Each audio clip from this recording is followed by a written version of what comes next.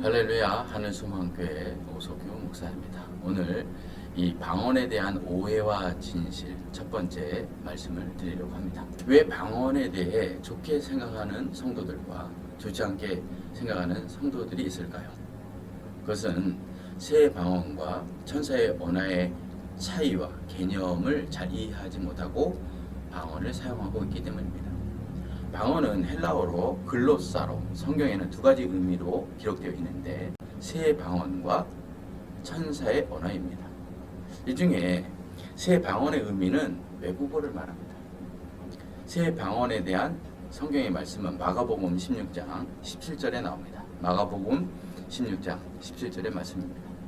믿는 자들에게는 이런 표적이 따르리니 곧 그들이 내 이름으로 귀신을 쫓아내며 방언을 말하며. 이 말씀은 예수님께서 부활하신 후 자신의 부활을 믿지 않는 제자들이 있는 곳에서 복음을 믿는 자들에게 나타날 표적으로 축사와 새 방언을 하게 됨을 말씀하신 것입니다.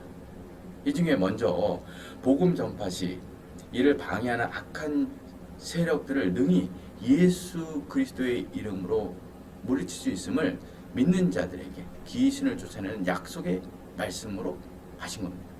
또한 오순절 위에 나타날 이적으로 새 방언을 하게 된 것을 말씀하십니다. 이 말씀을 오해하여 새 방언을 귀신의 축사로 사용하는 경우들이 많이 있습니다. 귀신을 쫓아내는 것은 새 방언의 능력이 있는 것이 아니라 예수의 이름이면 충분합니다. 귀신이 쫓겨나는 것은 방언과 다른 표적으로 방언과 다른 이적으로 복음 전파 시 이를 방해하는 악한 세대들에 대해 예수님의 이름으로 귀신을 물리칠 수 있음을 예수님께서 이미 말씀하시고 계시기 때문입니다. 귀신의 떠남은 예수님의 능력에 있지 새 방언의 능력에 있는 것이 아니라는 겁니다. 그런데 많은 분들이 방언을 축사의 기능으로 사용하다 보니 이성적 신앙생활을 하시는 분들이 방언을 마치 주술적으로 느껴지는 겁니다. 사모니처럼 느껴지게 되어 방언을 꺼리는 일들이 생기게 된다는 겁니다. 또한 새 방언은 복음을 효과적으로 전달하기 위해 사용되는 외국어로 개인의 깊은 경건의 생활을 돕기 위한 하나님의 은사로 천상의 방언과 다른 의미를 가지고 있다는 성경적 이해가 부족하여 새 방언을 천사의 말과 혼동하여 사용하기 때문이기도 합니다. 예수님의 새 방언에 대한 말씀인 마가복음 10장 17절의 말씀이 어디에서 이루어지느냐? 오순절 마가의 다락방에서 그대로 이루어졌습니다. 사도행전 2장 4절에 이렇게 기록되어 있습니다. 그들이 다 성령 충만함을 받고 성령이 말하게 하심을 따라 다른 언어들로 말하기를 시작하니라.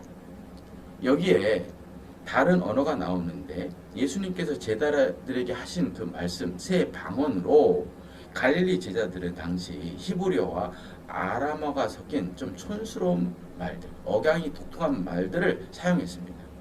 이런 그들이 성령의 역사를 통하여 각 지역에 모인 제자들이 알아들을 수 있는 외국어를 사용하게 되므로 제자들이 그 말을 이해하고 알아듣게 된 겁니다.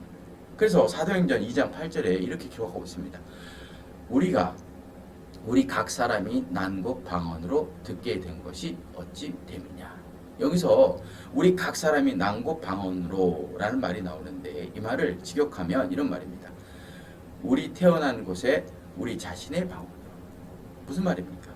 갈릴리 사람들인 제자들이 아람어와 히브리가 섞인 그 말들을 하게 되었는데 그 말들이 성령의 역사를 통하여 그들이 이해하고 알아들을 수 있는 유창한 언어로 들리게 된 겁니다. 그러니 깜짝 놀란 겁니다. 원래 갈릴리 사람들은 많은 학식이 부족하여 히브리어 아람어를 사용했지만 그들이 억양이 독특했던 겁니다. 그래서 어디를 가든지 티가 났는데 티가 나지 않도록 성령의 역사를 통하여 정말 유창하게 그들이 알아들 수 있고 그들이 이해할 수 있는 언어로 말하니 많은 사람들이 놀라게 된 겁니다. 그래서 우리가 신앙생활 하면서 오순절 방언의 역사가 우리 가운데 임하여 달라고 기도할 때 이 방언은 예수님께서 말씀하신 이 새 방언으로 각 나라 사람들이 사용하는 왜곡을 말합니다. 이 왜곡을 하게 됨으로 인해 효율적으로 복음을 전할 수 있게 해달라고 하는 기도가 오순절 성령의 다락방의 역사를 말하는 겁니다. 실제로 바울은 이와 같은 새 방언의 역사를 어디서 행하냐? 에베소에서 행합니다. 사도행전 19장 6절의 말씀입니다. 바울이 그들에게 안수하며 성령이 그들에게 임함으로 방언도 하고 예언도 하니. 여기 방언이 나오는데 예수님께서 예언하신 새 방언으로 자신들의 모국어 아닌 다른 나라 말, 즉 외국어로 오순절 마가의 다락방에서 일어난 성령의 능력으로 각 지역의 언어를 말하는 일이 바울이 에베소 사람들에게 안수함으로 일어났다라고 기록하고 있습니다. 바벨탑 사건으로 인간의 언어가 혼잡하게 되었습니다. 이 저주가 성령의 역사를 통하여 각 지방의 언어로 말하고 알아듣는 일을 통하여 바벨탑의 저주가 회복된 겁니다. 하나님께서 회복의 선물을 더하여 주신 겁니다. 이 새 방언의 역사가 에베소의 12제자 가운데 일어나자 그 12제자가 어떤 일이 일어났냐? 모두 하나님의 일꾼이 되었다는 사실입니다. 다시 말해서 하나님 말씀으로 하나 되지 못한 사람들에게 바벨의 탑의 저주를 끊게 하는 역사, 새 방언의 역사가 일어나고 있음을 말씀하고 있는 겁니다. 그러므로 새 방언의 역사가 우리 가운데 일어나게 될 때 우리 가운데 하나님의 일꾼이 일어납니다. 또한 바벨 탑의 저주가 끊어지므로 우리 가운데 하나님과 소통하게 되고 사랑과 소통하는 역사가 일어나면 되므로 결국 복음이 확산되는 일들이 일어나는 겁니다. 이게 바로 새 방언의 역사이고 의미인 겁니다. 이 새 방언의 능력을 받았던 베드로가 새 방언 오순절 마가의 다락방의 그 능력을 통하여 복음을 전할 때 성경에 보면 3,000명이 회개하고 예수님에게 돌아왔다고 말씀이 나옵니다. 무슨 말입니까? 소통이 되니까 성령의 능력으로 소통이 되니까 그들이 하나님의 말씀을 이해하게 되고 이해하게 되니까 하나님께 회개하고 돌아오는 역사가 일어났다는 것. 다시 말해서 복음이 확장되었다는 것.